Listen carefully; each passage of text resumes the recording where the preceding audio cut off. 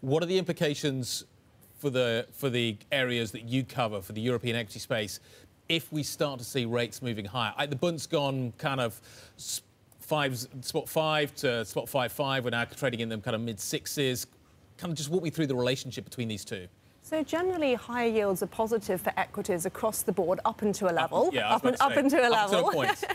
We think that level's about 3.5% on the US 10-year. So if we work with the premise that we're in this band where bond yields can rise, but also equities can do well, then it's particularly positive for European equities because the market constituent is so weighted towards financials, which are one of the prime beneficiaries of having higher yields.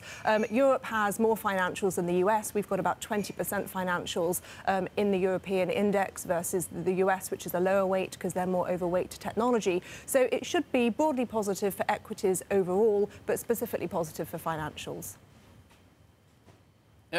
Mark, what do you think about this? I mean, Neil Dutta agrees that we should see, if we see strength in the dollar and strength in treasuries, it's a good thing for stocks, even though it makes financial conditions a little bit more difficult. How come every time I look at my screen, there's a terrifying headline about how 3% on the 10-year is going to change my life for worse?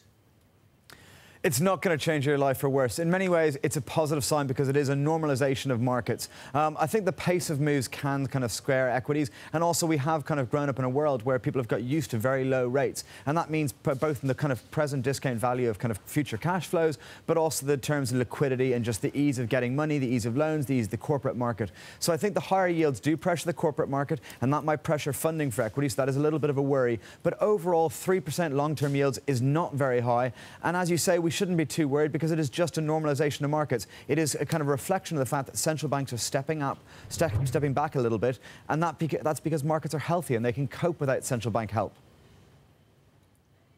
All right, Mark, thanks very much. Mark Cudmore there, Bloomberg MLive strategist, joining us with some insight. You can follow live market insights from Mark and the rest of the team on the Bloomberg at MLIV Go.